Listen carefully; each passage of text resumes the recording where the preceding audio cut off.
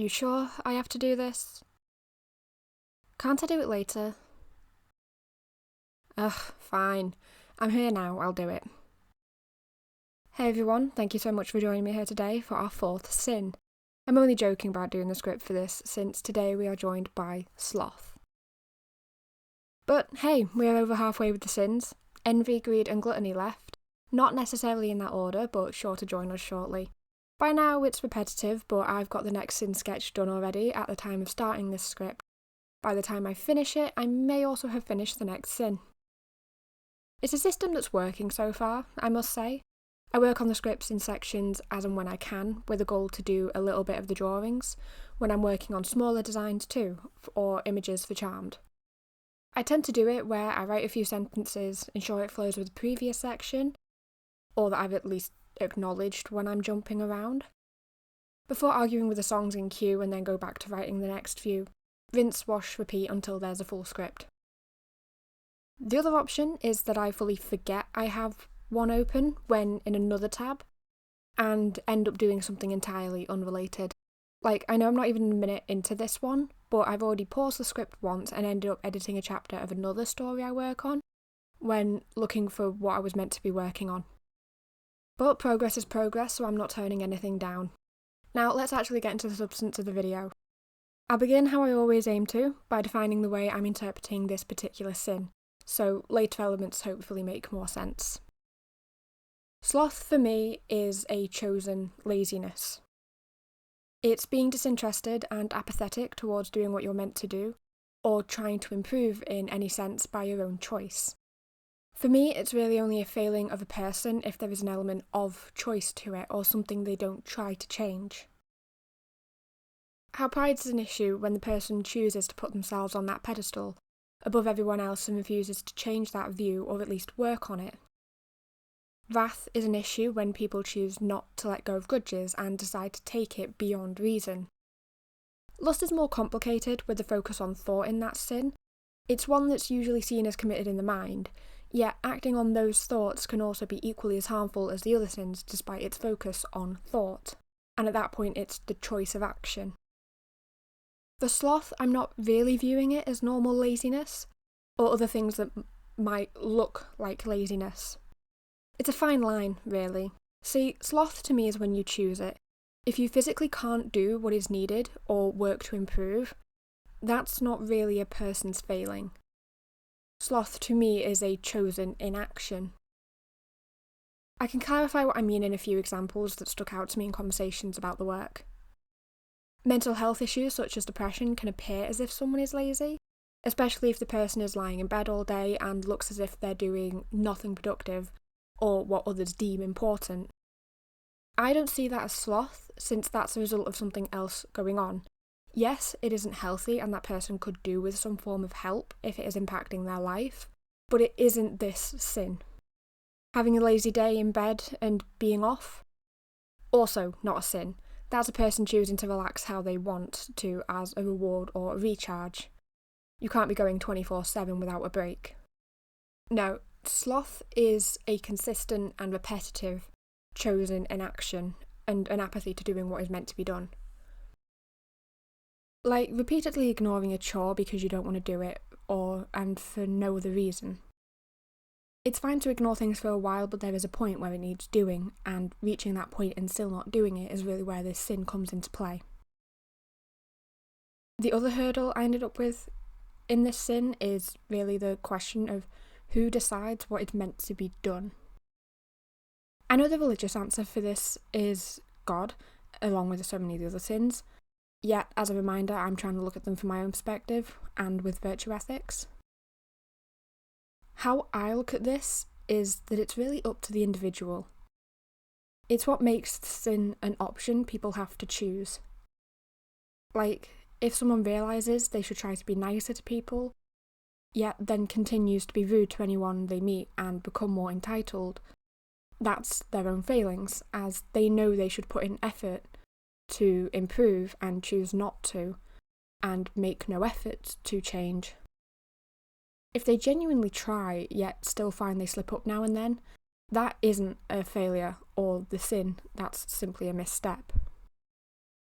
All of this is to say that this sin was quite complicated for me to determine a definition for. The surface of it is extreme laziness. It blurs even further the more factors start to overlap and grey areas do exist in my definition. But I had enough of an idea to begin developing the sin though.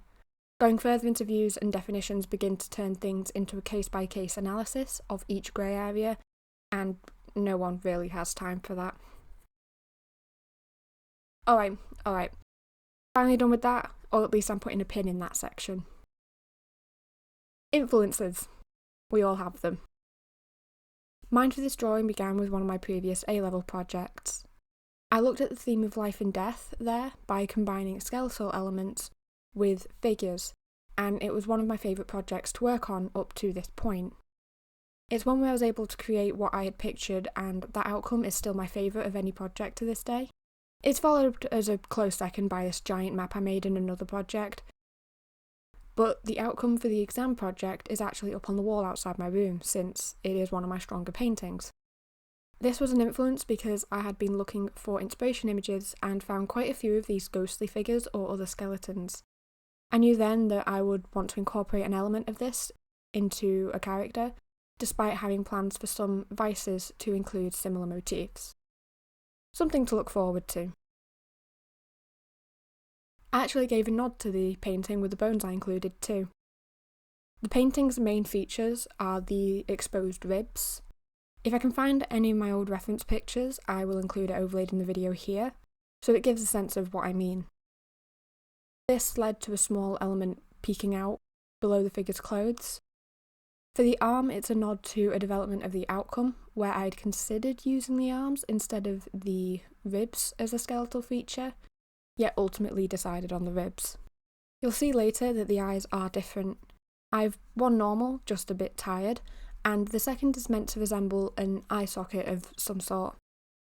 This is because I wanted to make it seem as if the second eye has decayed and left the skull exposed with the socket. By far, it is the most noticeable of the skeletal features I included, the arm being second and the ribs upon closer inspection. Overall, it also stands out with the colour palette for most of the video. I may fix it before including the final image, see what can be done, but I don't hate how it is now, so I could also leave it. I'll see what I decide as I continue making this video. See, now I've had time to stare at it. When I finish recording, I like it and it's all fine as I've been working. But now it's been sat there for days, more like a week, and now I can't decide if I like it or not. It could even be as simple as fix as making the base colder, since it does draw the eye too much in the moment. I will work that out though. Okay, it was bothering me. Enough that I did my distraction thing and went to sort it with an overlay to at least give the same hue since it was bothering me. If there were more warmer elements in the piece, it would have been just fine, but it was so noticeably different that it drew too much attention for the wrong reasons. Besides, the change is subtle and it works. Moving on. The environment for this one was fun. Since Sloth has an element of laziness to it, the refusal and such, I knew I wanted the figure to be lying or lounging in a bed. It is then tied to the skeletal elements as if the figure hasn't moved in a while and is slowly decaying, yet refusing to get up to do anything about it. I do know the outcome is rather watery, most things blue can end up like that, but this one is accidental. I don't hate it though, it's like they're floating or adrift, which ties in well with Sloth. I was almost going to put them in pyjamas too, as that would have finished selling this impression. However, I then began to argue with the clothes. I felt the pyjamas are something that take time to put on, energy and effort that Sloth isn't going to put in. So I started to sketch other outfits. Some were designed to be uncomfortable in bed, featuring things like corsets or complicated ties, and others were meant to be flowy things that would tangle around itself as they moved. In the end, I settled on this. I imagined it would be made of a simpler dress under it, the one with the lacing across the sleeves and something easier to wear. Then, taking influences similar to Lust, I then added what could just be a blanket tangled over their shoulder, as if to accent the dress, like an outfit with how it's wrapped around them here. My logic in this image is that there's no such thing as too many blankets or pillows. If I'd wanted to cheat, I would have just hidden the figure in the blankets. I did half consider it when working out the hair too. I couldn't decide if I wanted it long or short. See, I know all of the Sins appear quite feminine. Originally, I had intended to make them a mix and do some male and others female, but I just personally enjoy designing dresses, especially for this set since there's so much I could do with the various options. Going forward, I do try to add more diverse elements, like masculine traits or other aspects. I do have plans for quite a few which are quite feminine though. Maybe in the future I can redo them if I were to explore all avenues, but for now this makes me happy. The hair for Sloth though went through many phases. I was going to make it long and messy, then it would have been tied up for bed. Besides that, it would have been short to their shoulders and have some messy aspects. There were plenty I considered. I then settled on what you see me draw. I'd imagined it would look quite messy in real life if they were stood up or anything. There's this main section which is kept short and then sections that spiral out and wrap around various parts of the figure, so it's kind of a mix of both. Plus I added sections that were tied into small plaits, and that was just because it looked cute, and included some of the other elements I did debate. Actually, writing this just makes me think that I didn't decide on anything and just found a way to incorporate it all. Suppose it's one way to win. Now, I did say I wanted to start filling up more time here as we go. I haven't much more to say on this figure, but no rule of mine says I have to remain on topic, and only discuss the drawing here. Besides, this week is actually bonfire night. I'm actually recording this on the Tuesday, which is bonfire night, so I have plenty to say about that too. For those unaware, bonfire night is a celebration in the UK to remember the time Guy Fawkes and his other conspirators almost blew up Parliament in 1605, upon its reopening.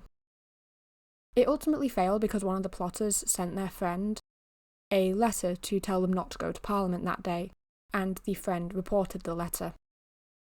Reporting the letter led to King James I checking the Palace of Westminster, where they found Guy Fawkes checking the gunpowder on the 4th of November for the plot the following day. He was then arrested and questioned about his conspirators over the following days, where he eventually gave names and fate followed.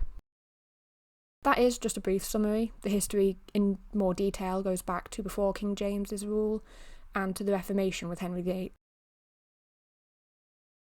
I've always seen bonfire night celebrated with large bonfires, fireworks and sparklers.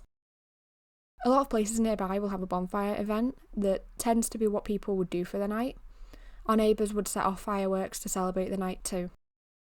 Until now, the local pub would build a bonfire across half of the year and then light it on bonfire night with free entry. Then in the later parts of the night, they'd have a massive firework display. It was actually funny one year. I told an online friend to have a happy 5th of November, knowing that they didn't really know bonfire night.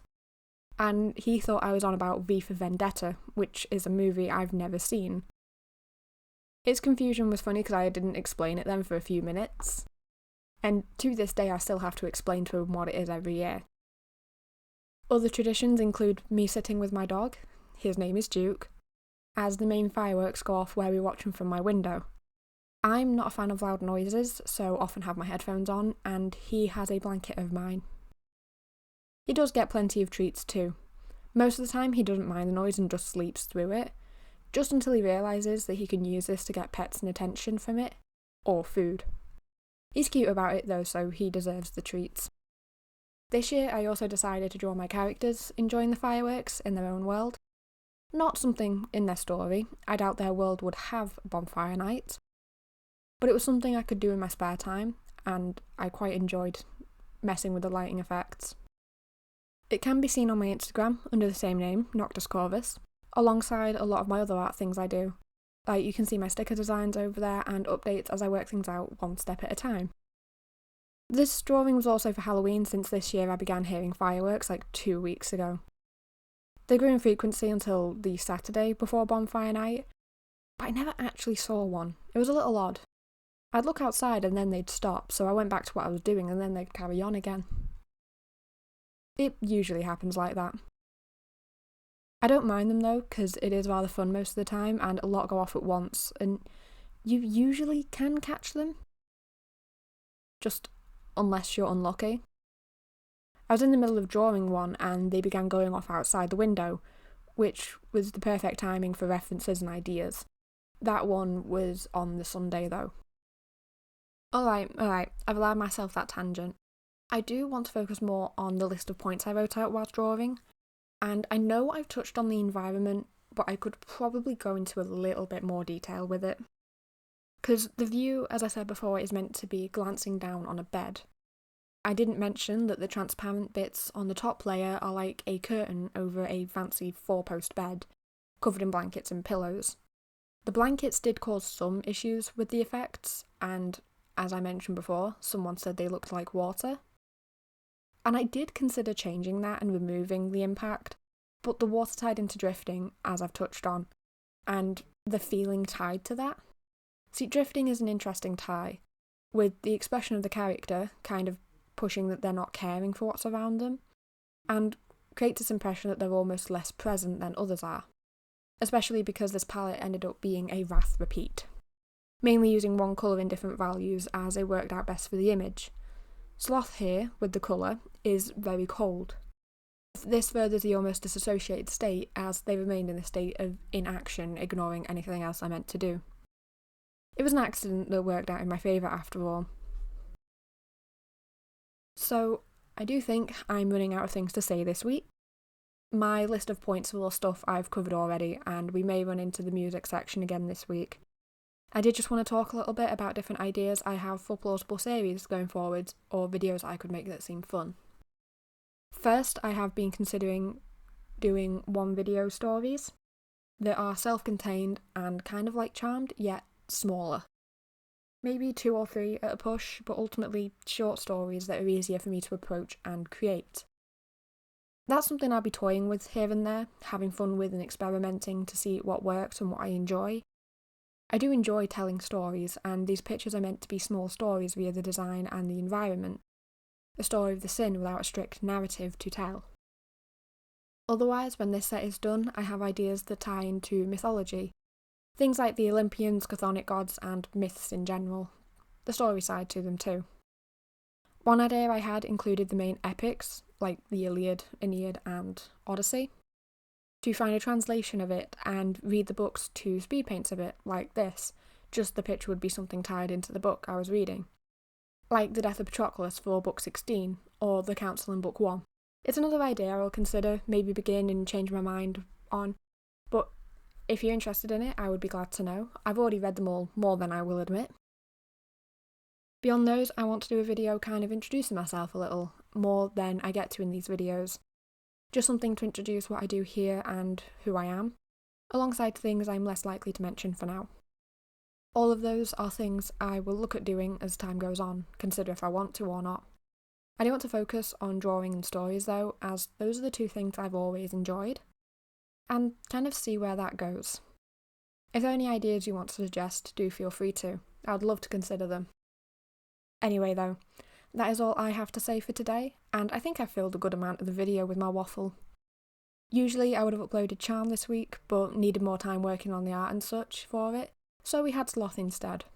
I hope that you've enjoyed and return next time. Keep an eye out for the next sin after all. We have a handful left, the mystery pool of who's up next is slimming. Yet our guest next time will be Greed. I've had a lot of fun with them and can't wait to show you. I've been enjoying all these sins so far though. But do have a wonderful day, and I will see you next time.